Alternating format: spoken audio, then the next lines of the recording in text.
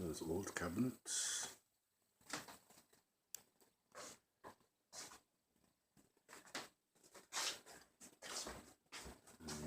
Cleared out this entire end of the kitchen to put in the new cabinets.